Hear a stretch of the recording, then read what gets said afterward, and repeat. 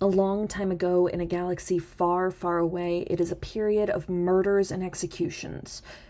Or was it mergers and acquisitions? In the hyper-capitalist world of the 1980s, there's only so much monotony one attractive, wealthy white guy can take before he just has to go apeshit. Whether walking on sunshine or pumping up the volume, Mary Herron is about to grant us all an intimate look inside the mind of one Patrick Bateman. Better cancel that reservation at Dorsia. American Psycho is rated R for graphic depictions of language, sex, and violence, and this episode will cover those depictions. Please proceed according to your needs and comfort level. Also, we're gonna get political and existential, so you've been warned. This podcast is for entertainment purposes only. The views expressed therein are solely those of the speakers and do not necessarily reflect the views of their employers.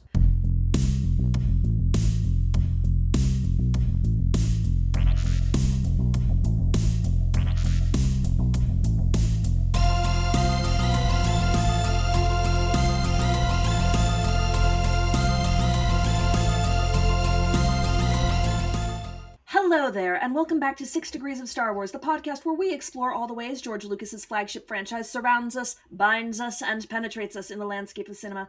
I'm your host, Sam Marchioni. Joining me today, Ellie McConaughey. I would like all of you to know that Patrick Bateman is one of 3 cosplays I did pre-transition. Grady Smithy. You like Huey Lewis in the news? And for the very first time, please welcome Gillian Quigley. What can I say?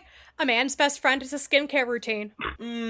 We are here to talk about the original American Psycho. I have to say original because apparently there's a remake in the works by Luca Guadagnino, I think? Guadagnino, Challenger's guy, with Austin Butler as Patrick Bateman. And I'm like, can we not? There's also a sequel that stars Mila Kunis. We don't talk about that. That is for another day, but the original American Psycho, directed by Mary Herron and starring Christian Bale, is a degree 4 thanks to the presence of one Justin Theroux, who had a one-off appearance in The Last Jedi as the Master Codebreaker. So, this is my first time watching American Psycho, and I haven't seen the musical either, in case that was a question anyone was thinking. Just no. I knew exactly one thing about this movie. It was the thing I used when I pitched it to the guests. I knew that I was gonna see Jared Leto get murdered. He does eat shit rather gloriously in this movie. Take that, Jordan Catalano. What's everybody else's experiences with American Psycho before today? Well, in case my comment that I cosplayed Patrick Bateman one time, it didn't sell as there was probably a period in my life where I'd say this is one of my top favorite movies of all time. It's still probably pretty up there if I were to ever order the movies I like on anything more than just I don't know, man, I like a lot of movies. I've also in the fairly unique position, I understand, of having read the book and still think the movie is a better version of the story. Fascinating. Bret Easton Ellis is, how do I put this in a way that doesn't sound mean? Being gay does not necessarily make you misogynist, but it does not excuse you from misogyny, and man, Bret Easton Ellis has some problems with women. Don't he just? This came out in the 2000s, so I can't do my usual, you weren't old when this came out. I was a teenager when the book came out, and I didn't really get Bret Easton Ellis at the time, and so I never went to see it in the theater when it came out, because I'm like, oh yeah, it's that Bret Easton Ellis thing. And then a few years back, I caught the very end of the movie on cable, and I was like, I really need to see this. And I spent the next however many years occasionally being reminded of it and telling myself, I really need to see this. And then when you posted that you were going to do this, I was like, I have to volunteer this so I'll finally see this. It's the first time I've seen it all the way through, and wow. Wow, indeed. Gillian, what about you? This is not my first time watching it. That is one thing. I knew of it through the memes and stuff, but I keep rambling. I'm not even, this isn't rambling. I am on topic. Okay. I'm fine. Would it help if we played Walking on Sunshine?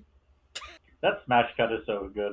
That is a very good smash cut. The needle drops in this movie are really good. Susudio is now cursed. It's been cursed, but also, I was not expecting Susudio to be there while he admires himself more than he does those women. But also, back to the topic at hand. This movie came out a month after I was born, so I was... Yes! Oh, we gotta cross-reference you with River, because I think you might have River beat. My back. Sorry. It's okay. Apologizing. So, where I was familiar through the more popular scene, like the with the business cards and Jared Leto getting axe murdered and the Funny or Die parody, which I hadn't been aware of until a couple years ago. I saw the movie for the first time a few years ago, enjoyed it, and I'm glad to revisit it. It's had a kind of, like, the memes have made it have kind of, like, an extremely weird afterlife. And it's at the point where I said this in the chat, like, you know, everyone always says, oh, it's this horror movie, American Psycho. It is a comedy. Comedy! It is funny on purpose. Here's my thing. I get that it's a comedy. Unfortunately, it is a satire.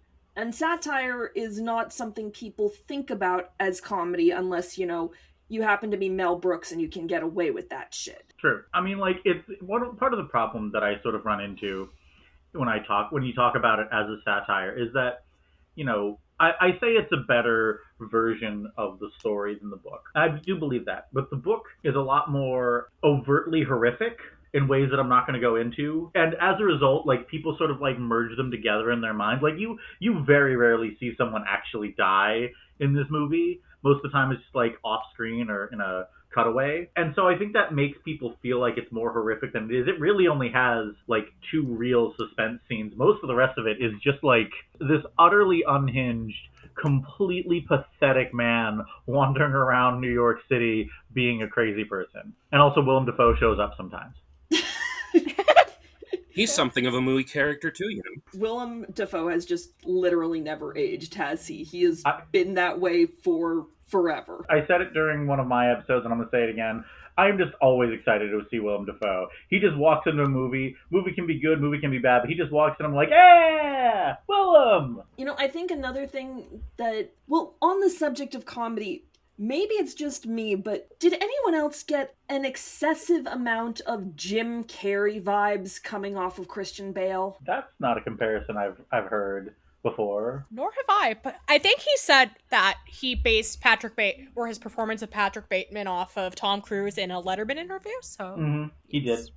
Now that you mention it, I can see it. This intense friendliness with basically nothing behind the eyes. And it's also the voice. I think the voice is part of it. But, I mean, goddamn, Christian Bale, this is both a compliment and an insult. You were born to be a piece of shit. Mm-hmm. Just impeccable casting. Can you believe they fired Mary Harron over wanting to cast him initially and tried to get, because they wanted Leonardo DiCaprio, and then DiCaprio didn't want to do it, so Mary Harron got to come back and get the cast she wanted. I think Mary Harron was a very good pick for director because, like, and Guinevere Turner, who wrote it, are both very good picks for it because, like, the central problem with the book is, like, it understands that it is using Patrick's intense misogyny as, like, satire. As you said, it is, you know, there's that really great scene where, you know, Patrick has sex with a woman he's having an affair with, and then she, like, tries kind of pathetically to, like, talk to him,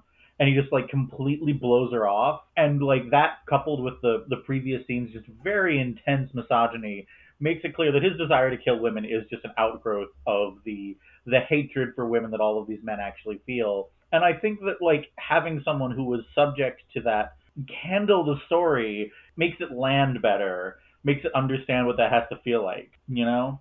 Also, since Guinevere Turner wrote this, does this count as me continuing to invade your podcast with sapphics, Sam?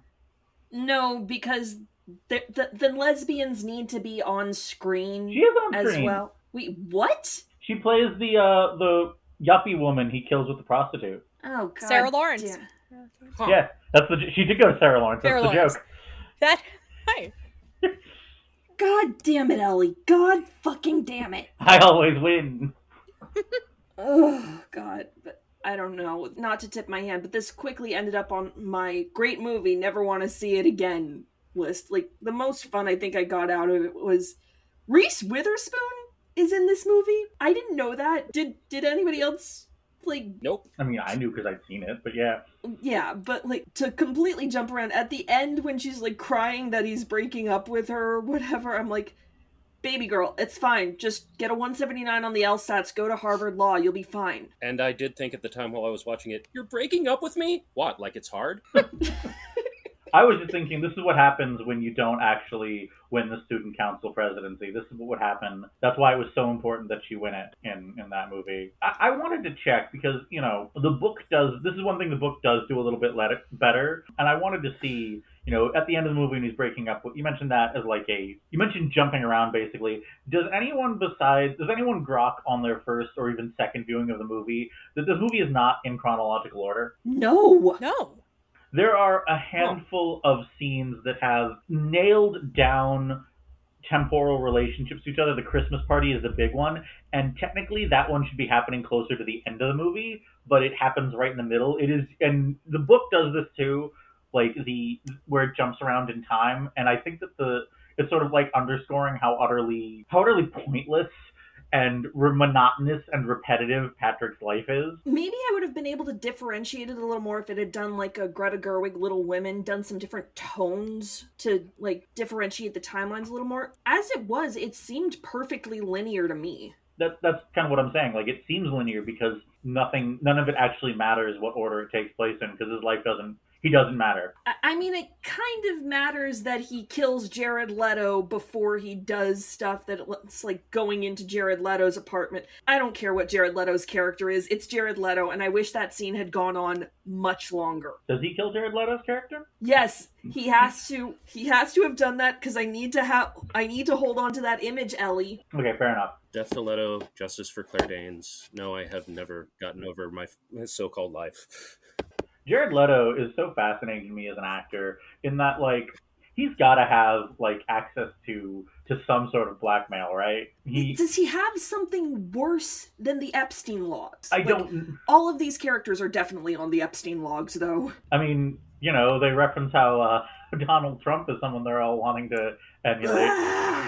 That aged well, didn't it? I think this movie has aged incredibly well in that respect. I think this movie's aged like fine wine. I watched it with Zandy, and Zandy, watches the opening, montage of him getting ready, and he looks at me and goes, he's look-maxing. He is absolutely looks-maxing, and I may be young, but I'm not that young to fully understand looks-maxing and mewing and all that jazz, but... that's what I'm saying. Like, that dude with the weird, like, TikTok influencer lifestyle video that goes around every so often when people make fun of it, he is doing the Patrick Bateman morning routine. Yeah, exactly.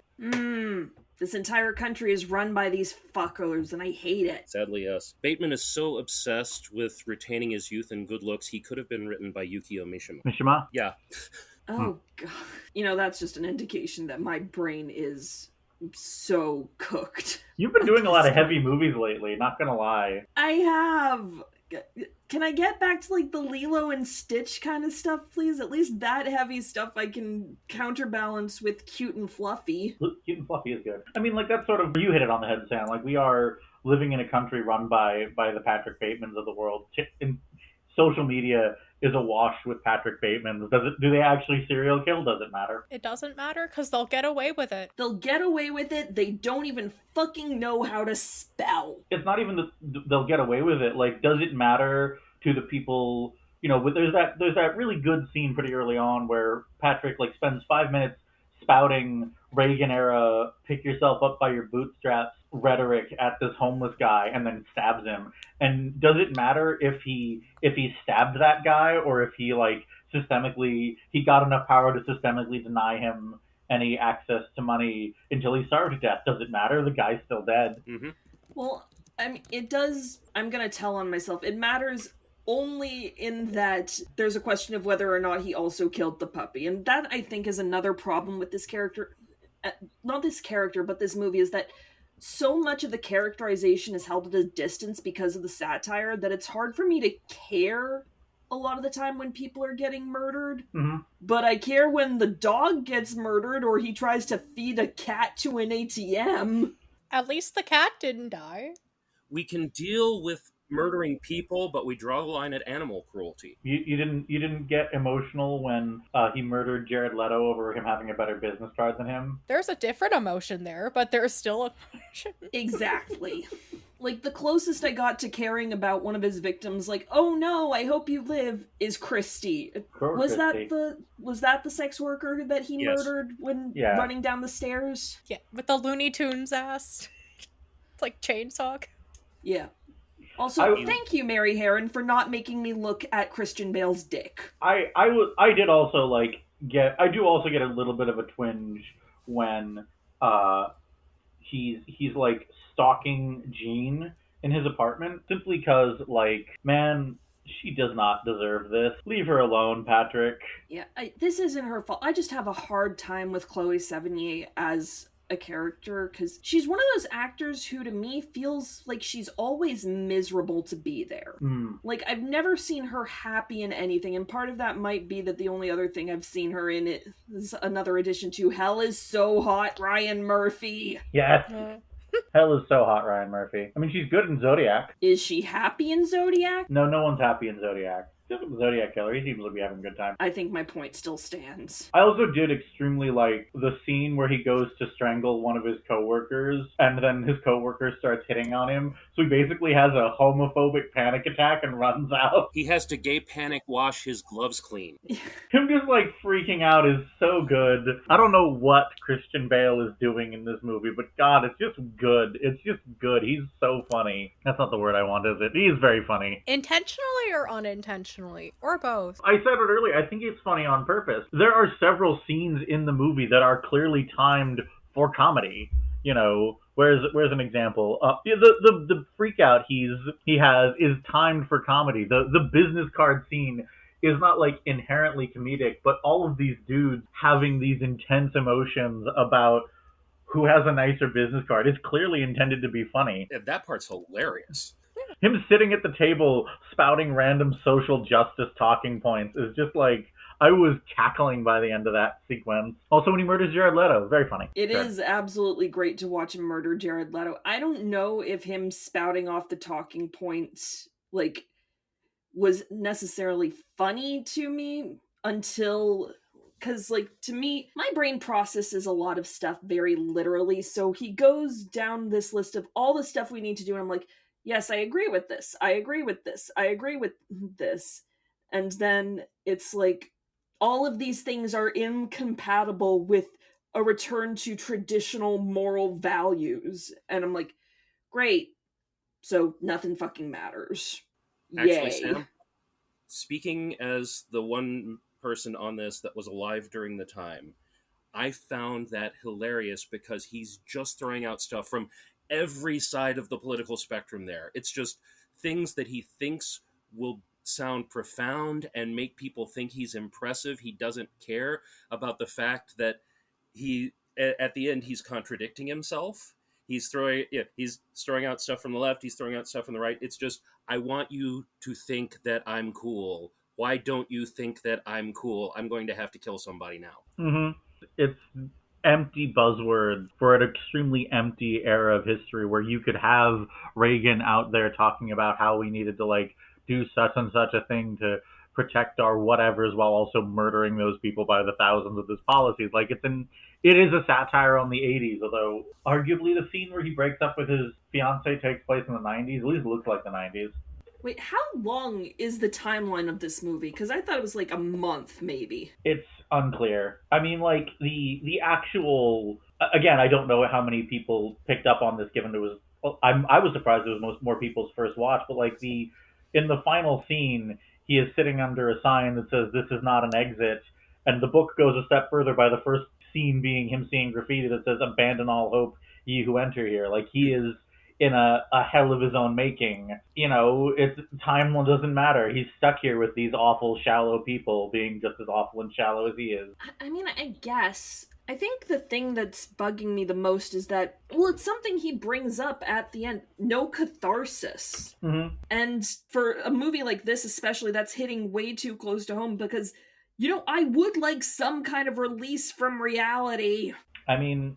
That goes back to what I said. Did he murder Paul Allen, or did his lawyer have lunch with him in London 2 days ago? None of them can seemingly tell them apart. And if he did, will it matter? Will he be punished, or will the real estate agent just come and clean it all up because she wants to sell the apartment? And I love how at the end, everything that he's been doing to try and make himself important it either didn't happen, or it's been washed away, rendering him even more insignificant at the end of the movie than he was at the start. Now, making this movie sound really bleak. It's really funny, I promise, listeners.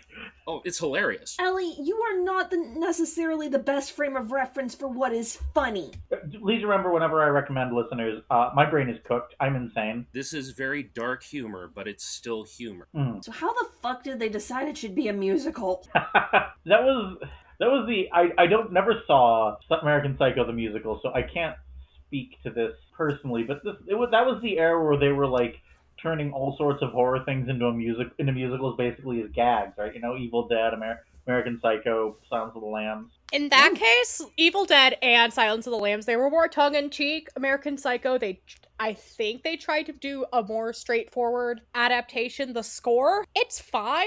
There's some bops. I haven't, mostly just listened to it instead of... And there's plenty of bootlegs out there, so... I mean, I could kind of see this falling into the category of, like, Oh Brother, Where Art Thou? And Sinners, of movies that could trick you into watching a musical, but I don't... That's a hell of a double feature.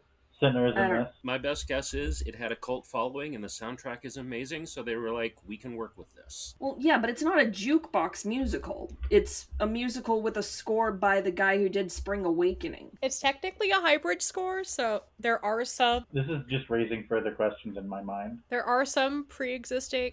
There are some, for lack of better words, needle drop. Hip to be Square is in there, and I think the needle drops, I don't think they're... Well, are they diegetic? It's been so long since I... Yeah, we're not technically here to talk about the musical. Maybe if they'd done, like, a pro shot with Matt Smith or some shit. It's getting a revival sometime next year on the West End, so... All right, Matt Smith, get in there. I think Matt Smith will be busy riding an imaginary dragon. Doesn't he eat shit soon? I genuinely don't remember where season 2 ended. They're gonna milk him for as long as humanly possible. He's like the biggest name in the fucking cast. I'm just trying to remember where in the Dance with Dragons Damon eats it, but it doesn't matter right now. The point I was going to make is that, like, the needle drops exist in a really weird spot because in the book will just stop and have a chapter where Patrick monologues,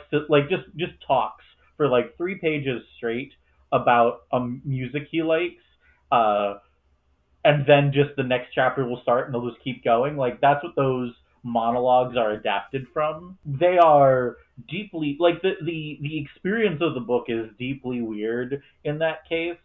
Lots of time is spent sitting there listening to Patrick describe the outfits that everyone is wearing in excruciating detail. It's the My Immortal approach. Yeah. Oh, no. He does, in fact, put his middle fingers up at the yuppies. And so, like, I think that, well, for starters, the musical reviews he gives are even more insane in the books. He thinks Genesis was better after Peter Gabriel left. Insane human being. That's the real insanity. Sorry, this was one of the notes that I made. I was so angry that he said that Invisible Touch is their best song. He also hates Bruce Springsteen. I don't remember which. It might have come up in the Huey Lewis and the News chapter, but he hates Bruce Springsteen. I don't know if that's relevant to anything. It is very funny to me, though. I'm sure Bruce Springsteen hates him too. But, like, the emotional effect of those chapters, I think, are very well realized in Patrick just trapping some poor person in a room with him and forcing them to listen to it as he talks about music stupidly for 10 straight minutes. Me when I'm info dumping. It's a nightmare of both autistic people and people dealing with autistic people. Info dumps. Welcome to my hyperfixation, the slasher movie. I'm surprised that the needle drops made it into the musical. I would think that licensing like a Whitney Houston song would be expensive. To be clear, the musical's not running now. Right, but, like, when it was, I didn't go see any musicals during that time, and I also, like, developed a light but entirely unfair contempt for that entire subgenre of musical based on the extremely complicated artistic proposition. When I was selling tickets in Times Square, I worked across the street from Silence the Musical's built, like, theater, and I hated that job. Very fair review of all of those musicals, I'm sure. So I was just surprised. I assumed that it was all new music because, like, they can spend the time to force some poor writer to come up with songs about Idina Menzel climbing a redwood tree, they can make one for American Psycho. The only song that is from the movie that is in the stage show is Hip to Be Square, which I'm sure that's what they spent the licensing budget on. Mm-hmm. At least I think that's... No, they have Everybody Wants to Rule the World as well. Yes, but they also have True Faith, Don't You Want Me, Baby... In the Air Tonight. Which it's beautifully arranged. It's entirely a cappella. So you get to hear a bunch of people go... Not entirely a cappella, but...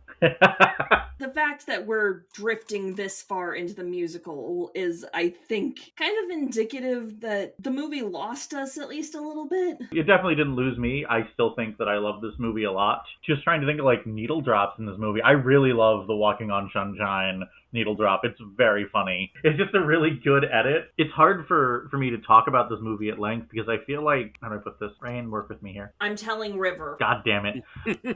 Look, I picked up that particular phrase from River and I don't know how to put it down. The American Psycho is such a mimetic movie, but it's also like, the book was so controversial when it came out and the movie was so overcovered when it came out that, like, I feel like I can say whatever I want about the movie. I'm just going to be repeating what other people have said. Oh, you think that the American Psycho, the book, goes too far with its violence towards women? Do you want a fucking award for that, Ellie, for having that opinion that everyone who's read that fucking book thinks? If I'm being completely honest, maybe this is a hot take, I feel like the movie's almost edging us by comparison by not showing that stuff. And I'm not saying I want to see violence being done gratuitously to women. It's just like, I know that there's some art to the idea of nothing that I render on screen could be as heinous as what you come up with in your imagination.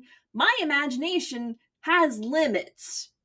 And I can't think of violence that well. I can barely... I'm not a image visualizer imagination person. So the book, in addition to being a lot more violent, it also, like, goes way more into detail about what Patrick is doing and, like, you know, it'll stop the plot, such as it is, for 3 pages to watch Patrick torture this poor woman to death. And, like, again, I think that, like, Mary Harron, who is a very good director, and I'm kind of unhappy that she kind of, like, her career kind of dropped off after this for a lot of reasons. I mean, it kind of looks like she just keeps doing whatever the fuck she wants, which, respect. Based of her, yes. She's I mean, like, I think that lady directors don't often get all the same opportunities that male directors get to fail. But I think that she understood that, like, putting all that on screen, it detracts from the satire because it doesn't become a metaphor. You know, you can't view Patrick, you know, shit-talking this woman he just had sex with as equivalent to, which I think that scene was basically invented for the movie, but don't quote me on that. It's been a very long time since I read the book. You can't view that as morally equivalent to him, like, you know, spending 30 hours doing horrific things to this other woman, because they aren't. And then that sort of cuts into the satire of him killing women is just an outpouring of Reagan-era misogyny, you know. But my brain is cooked again, so I might be wrong about all this. You can free to tell me I'm an idiot. No, I think you're totally on something there. I mean, I think the best case for all of this being in his head is that he's so fucking bad at covering his tracks. You know, I have in my notes that, you know, when he starts shooting at the cops and the random people at the very end, I like when the cop car blows up, he sort of, like, looks at his gun, is like, this is definitely not actually happening, right? I'm hallucinating this. Again, I keep saying it felt like a comedy beat. Okay, I've got a random thought that I can toss out. Patrick Bateman is Patrick Bateman's Tyler Durden. That would require me to have seen Fight Club.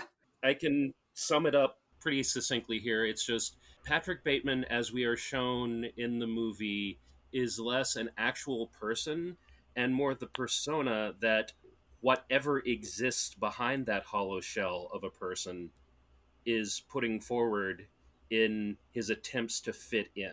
Mm-hmm. It is an ongoing theory among fans of both the book and the movie that a recurring either concept or comedy beat in the movie, and the book, depending on how you want to look at it, is these dudes cannot tell each other apart. Yeah, they're all trying to be the same guy, and the guy doesn't even exist. It's being the Robert Moses, Ronald Reagan that doesn't exist because of the fucking uber capitalist Reagan bullshit.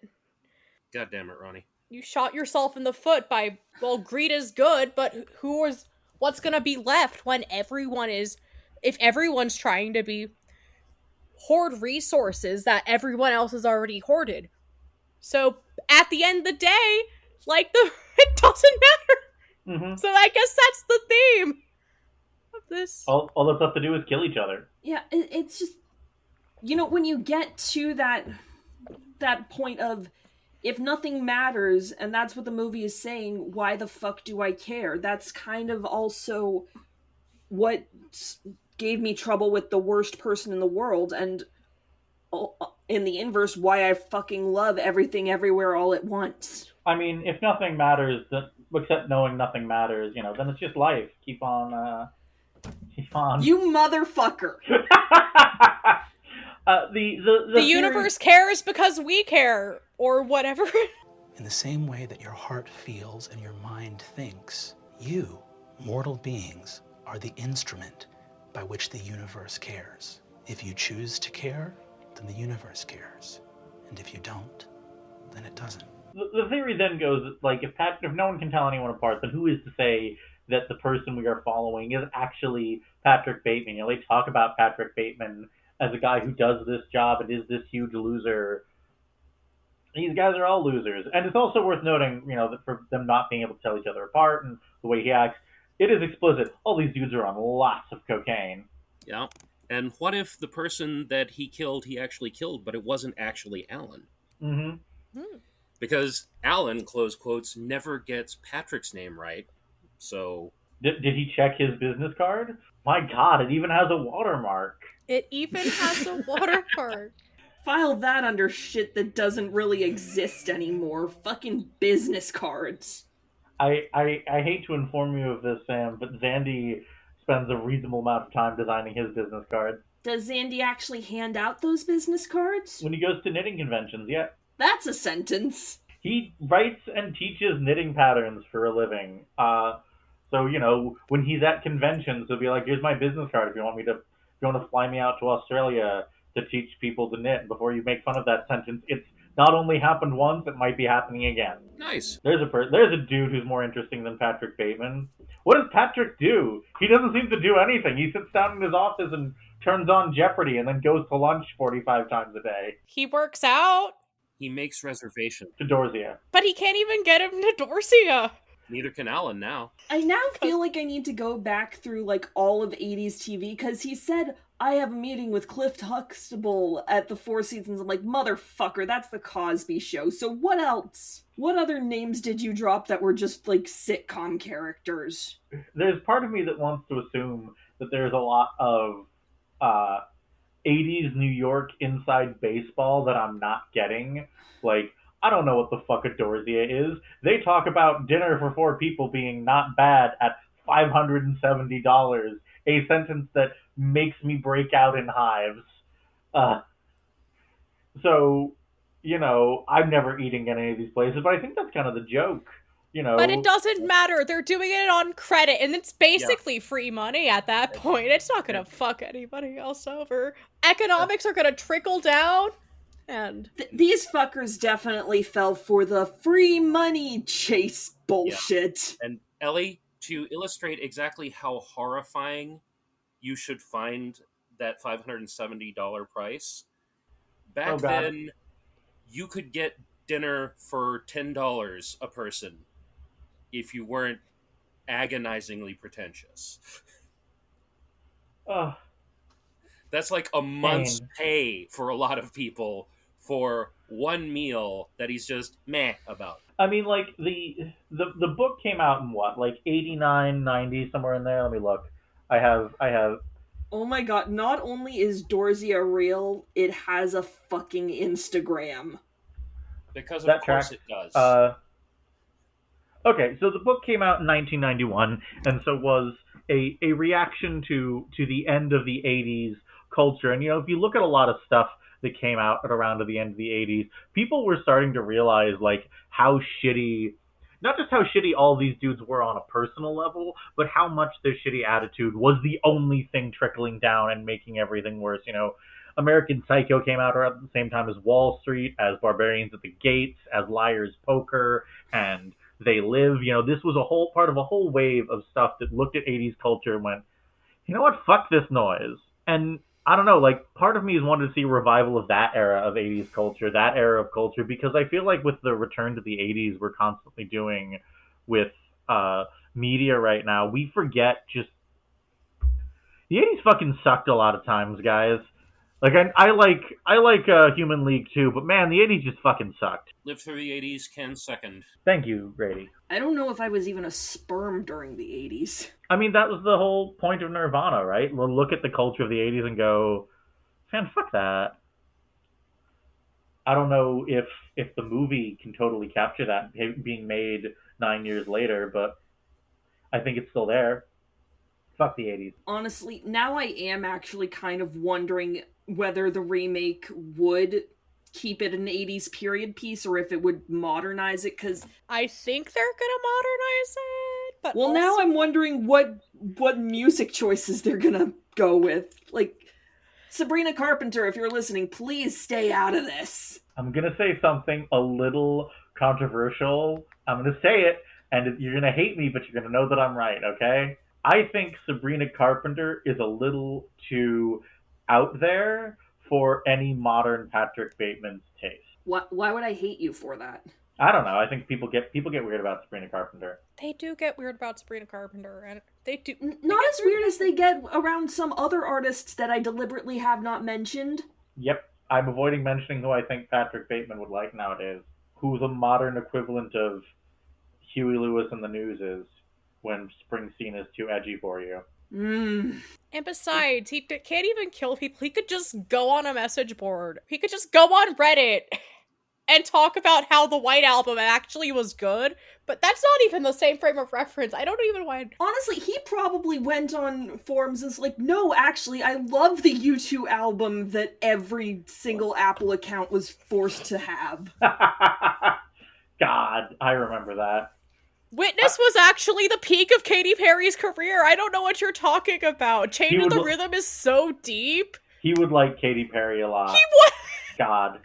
I don't know, like, I want to trust Luca I don't know how to pronounce his last name, and every time I try, I fuck it up. Guadagnino? Doesn't fucking matter. It truly doesn't. He's just trying to... He's gonna keep being provocative, and I'm gonna keep face-palming every time he does it.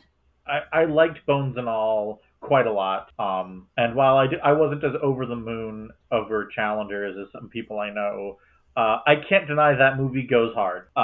It was doing something. So I like to think he's not doing it because he's cynical. I like to think he has an idea. Okay, but see, if you told me Mike Feist was playing Patrick Bateman, I'd be way more interested than hearing it's going to be Austin Butler. I'm thinking of modern Patrick Bateman's. Unfortunately, I think the template you got to draw on in the year of our devil 2025, it's got to be like Andrew Tate.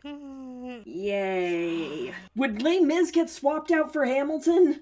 It would, yeah! It But also, the thing with Les Mis is that I think it doesn't... The movie's in 87, right? No, it takes place... Okay, because Les Mis just came out. Or... That was 80. Yeah, Les Mis was... It just came out, and it Les was... Mis might have been late 87, 88, because I know it wasn't in contention with Phantom, and Phantom was 87. The way that Patrick Bateman mentions that the Huey Lewis album question came out in 87 made me assume that it's set in 89 or thereabouts. Okay, yeah, Les Mis was 87. Yeah. It was the thing to see. So you think he doesn't actually like Les Mis, he just likes it as a status symbol? Yes. Since I think the musical, they moved it up to 89, and there is a joke about, it's like, oh, we got tickets to a show. Oh, we got Phantom? Les Mis. because Phantom was now the thing. I mean, that particular habit is also, I keep saying that society is currently being run by the Patrick Batemans of the world. And that is another thing that I've seen a lot of people, they build their taste either positively or negatively around what the group thinks, I think those groups of people are equally boring, GBH. And also, knowing how much he's fucking simping for Donald Trump. Apparently Trump loves Phantom of the Opera, which, God, that has now tainted my entire experience of that musical. I am so sorry.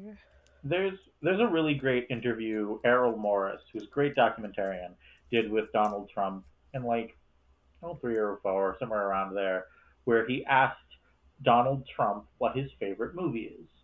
And Donald Trump says Citizen Kane. And I'm not going to lie. Whenever someone says that Citizen Kane is their favorite movie, I'm instantly a little, is it? You're is a fat really? Fucking liar? Yeah, are you just saying that because that's an answer that sounds good? So, and Errol Morris, being an attentive interviewer, instantly presses him a little bit on this. He's like, oh. And there's a lot of things that you could say that Donald Trump could wriggle his way around to avoid answering questions. So I think he asks what is a very interesting question for Donald Trump, who could be considered to be a Charles Foster Kane-esque figure. And the question he asks Donald is, what advice would you have for Charles Foster Kane? And Trump thinks for a second. He says, find yourself a new woman. Wow. And fucking wow. So I think that he can like Phantom of the Opera all he wants, but you don't have to worry about it tainting it. I don't think you watched it attentively or anything. Yeah, I get what you're saying, but it's also that mentality of, if you're at a rally and there's 100 people and there's one Nazi and the other 99 don't kick out the Nazi, you're at a Nazi party. Mm-hmm. You can't kick Donald Trump out of liking it. I can try. I can channel the powers of gaslight, gatekeep, girl boss. Don't tell me I can't do that. This entire movie is kind of Patrick Bateman gaslight, gatekeep, girl bossing himself. Yep. I mean, they cut out from the movie for reasons that I think are smart, because they don't really add to anything. Just how much time he spends lying to his fiancée. And they also unfortunately cut out my favorite running gag in the book, which is that he rents the David Cronenberg movie Body Double 47 times. At one point, he returns it and he goes to rent some new movies, and he is horrified to see that he can't stop himself from renting Body Double again. I wish that was in the movie. I want to see Christian Bale handle that scene. I was going to return some videotapes in a modern adaptation. Hold up. Give me a second. I have to return some Redbox rentals. There you go. Does Redbox still Netflix in the mail. exist? I thought it died a couple months. It did. It died a long while ago. That's all I got. have to go cancel my Netflix subscription. There we go. There it is. I mean, there's certainly enough fucking subscription services now that you could use that excuse ad infinitum. Poob has it for you. Poob has it? He does seem like the sort of person who would talk at great length about how if you keep creating email addresses, you can keep signing up for a 30-day free trial as long as you remember to cancel it. God. What was your question, Gillian? Oh, I thought Patrick cut out for a sec. Oh. Oh, no. His name's not Patrick. His name's Grady. Oh, Grady. But Yes, I Listeners. just got the... Listeners, Grady came into the chat with his name as Patrick Grady Man, and it took some of us this long to realize. This is why my jokes are consistently restrained to the title I have on. I guess it's the one joke that I'm always playing. I love that you're definitely Carmilla. I'm definitely Carmilla. Hell yeah. Mary Herron actually directed an adaptation of Carmilla set at girls' boarding school. Nice! You're talking about the Moth Diaries, aren't I you? am talking about the Moth Diaries. It's not very good, but it's interesting. Well, you know what to do then. You know what to fucking do. Right? Yet another remake of Carmilla. I can only do that so many times, Sam. And No, Ellie, you put it in the 6 degrees of Star Wars degree checkerinator. I mean, like, I could just shotgun it at Sam. Or not Everything Sam. Jazz. comes back to me. Everything is Star Wars. Everything is Star Wars. I have found a handful of movies I actually can't find a connection to, though. Honestly, I'm guessing that it was probably like copyright infringement or trademark or something that Bateman isn't a so-called Star Wars fan. Like, you'd think he and his chucklefuck friends would have some gross monologue about how sexy Carrie Fisher is in the bikini from Return of the Jedi. They don't talk about movies super often, and as we see in the movie, the only movies he ever seems to watch are porn. And Texas Chainsaw Massacre. And Texas Chainsaw Massacre and Body Double repeatedly. Which, again, amusing sidebar, David Cronenberg was apparently in contention to direct this, which would be interesting. Astonishing. I will take your word for it. Double feature idea. This movie, the 2012 David Cronenberg film Cosmopolis. I really love that movie. It is reasonably high on the Ellie what the fuck scale. Of course it is. Love you, Sam. Do you? I do.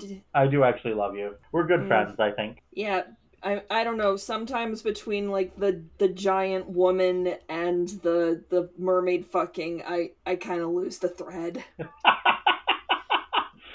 Did you lose the thread on this one? Would you say that the Force is with it? That's my line, motherfucker. I know. I just saw the perfect opportunity. I'm going to have my revenge on you for this at one point, but I'm gonna turn it to the rest of the group first. The Force is with it, yeah. Absolutely. The Force is with it. God help us all. I'm gonna be the lone holdout just because I base Forces with it on whether or not I like it, which is not the same thing as good or bad. I think that's where the answer only a Sith deals in absolutes is for. Yeah. 10-yard penalty, only a Sith deals in absolutes is itself an absolute. I do. A part of me does wonder if Christian Bale would have made a very good Sith Lord, but after Disney fucking squandered him in Love and Thunder, I don't know that he's gonna be that eager to work with them again. It's the arc of Christian Bale's career is really interesting. I always wondered what would have happened to him. He was kind of like a known but underground actor when this movie came out. And then 3 years later, or I think 3 or 4 years later, Christopher Nolan was sitting alone in his room watching American Psycho, and he said, Patrick Bateman, and he took the E out and went, oh. I need to get Christian Bale on my phone. He is vengeance, he is the night, he has to return some videotapes. Next Batman movie, they're not coming back from Zorro, they're coming back from Blockbuster.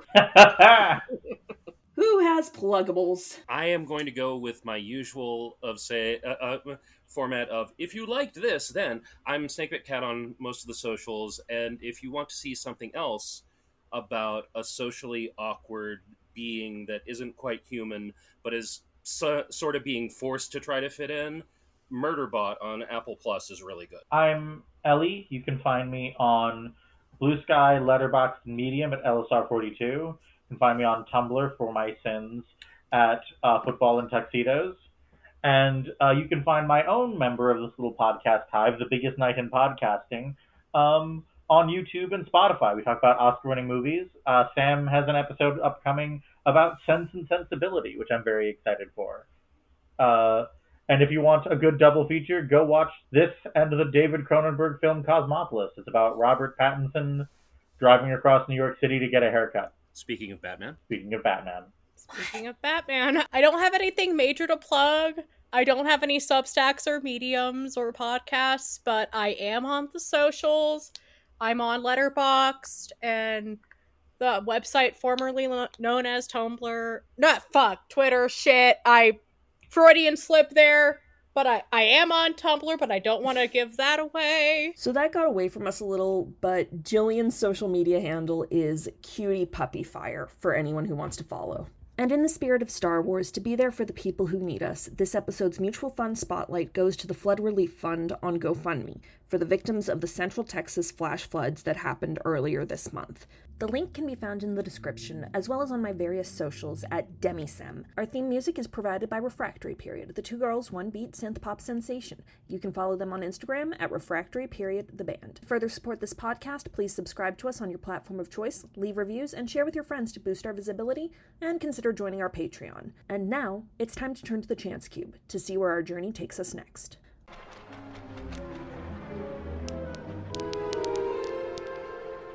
It's a 6. Oh my. It's a 6, which means for our next episode... Oh, that's lovely. We're covering My Fair Lady. Sorry. We will see you all then. Until then, stay safe, stay strong, stay beautiful, and may the Force be with you.